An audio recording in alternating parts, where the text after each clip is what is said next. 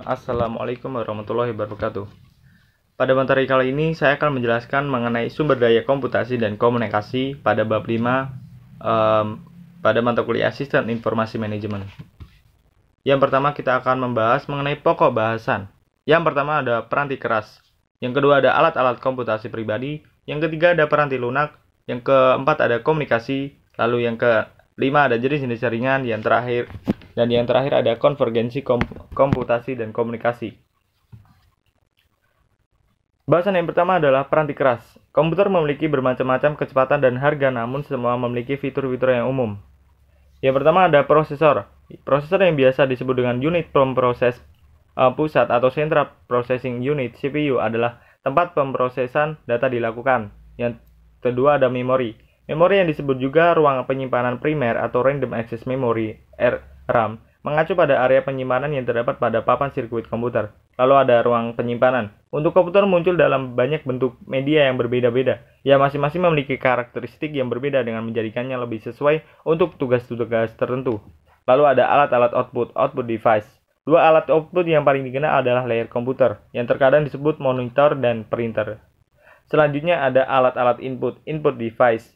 Input yang diterima dari manusia sangat penting, karena memberikan satu mekanisme langsung bagi pengguna untuk mengendalikan komputer. Alat-alat input yang umum adalah keyboard, mouse, dan pemindai. Lalu ada multimedia.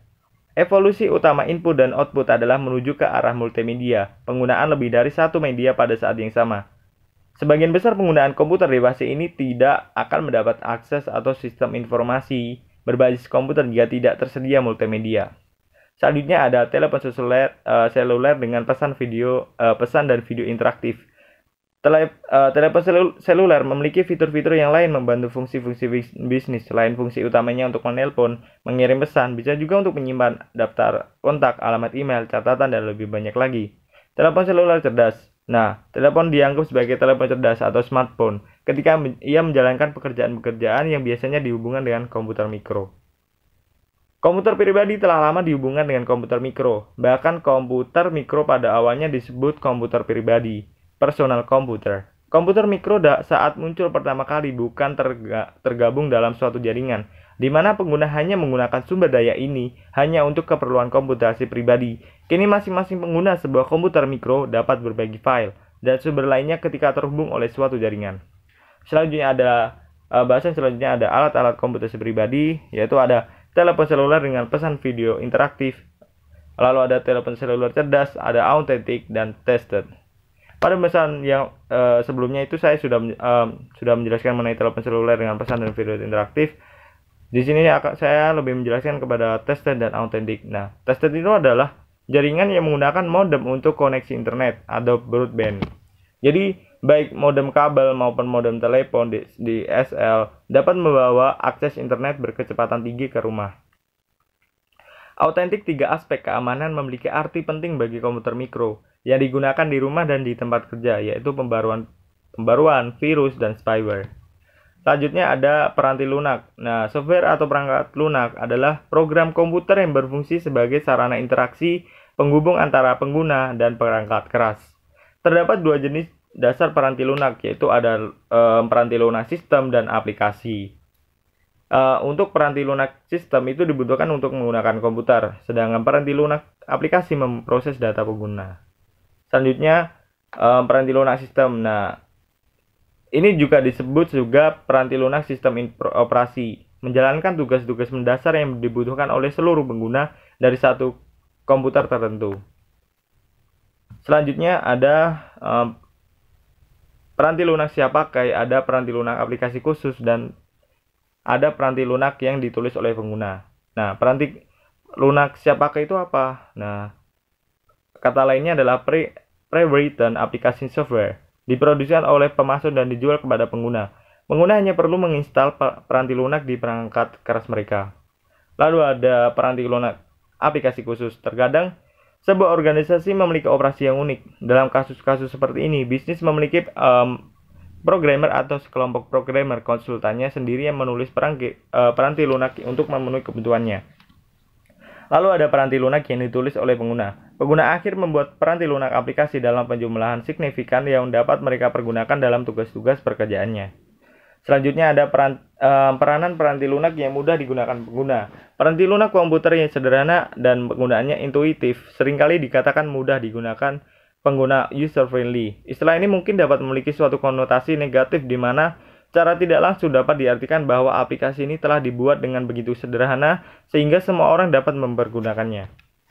Selanjutnya ada karakteristik aplikasi yang mudah digunakan adalah sebagai berikut. Yang pertama, dialog yang dipandu untuk mengarahkan pengguna. Yang kedua ada menu daftar perintah dengan langkah-langkah yang ditampilkan ke bawah dan icon. Yang ketiga ada pola dan formulir-formulir isian. Yang keempat ada bantuan yang sensitif pada konteks. Informasi yang membantu hendaknya diberikan pada titik tertentu di mana pengguna mengalami kesulitan. Dan yang terakhir ada antarmuka berbentuk grafis dengan cara menggunakan simbol-simbol terstandarisasi.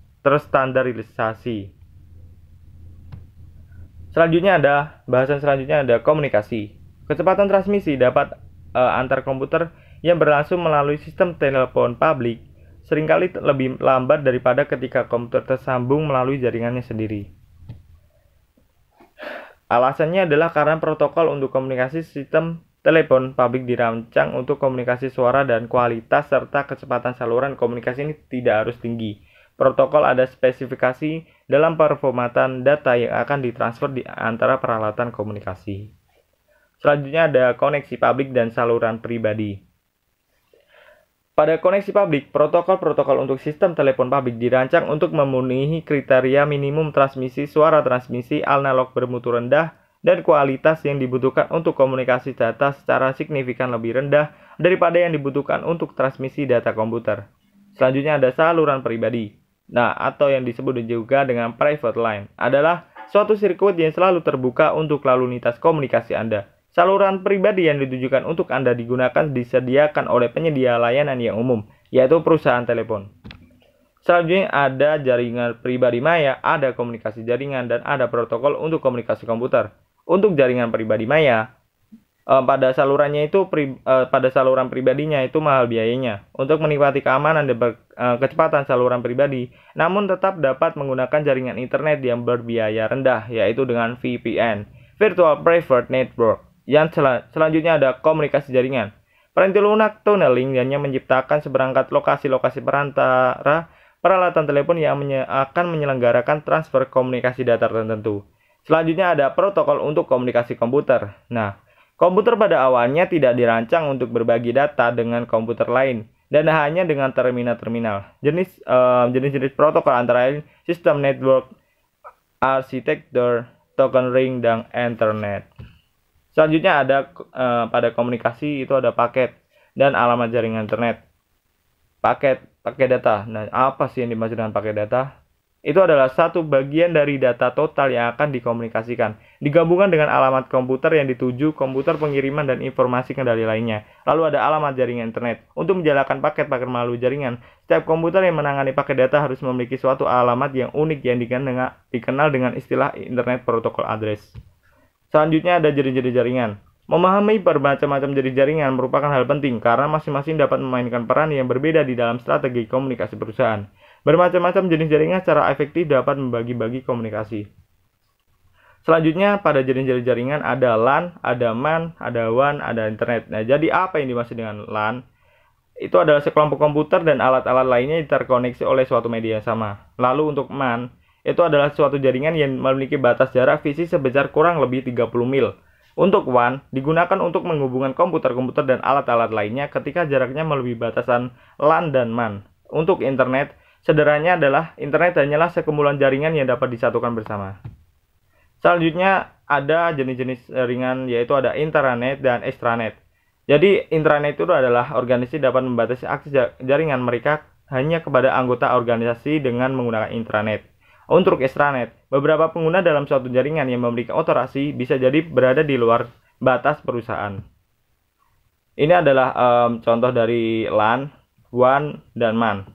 Lalu untuk internet itu adalah hanya untuk konvergensi komputasi dan komunikasi. Alat-alat komputasi dan alat-alat komunikasi kini saling menyertakan fitur-fitur yang dimiliki. Di antaranya keduanya kemungkinan yang ada dibatasi oleh usia baterai, kecepatan komunikasi dan keamanan, ukuran tampilan dan keyboard, serta imajinasi pengguna.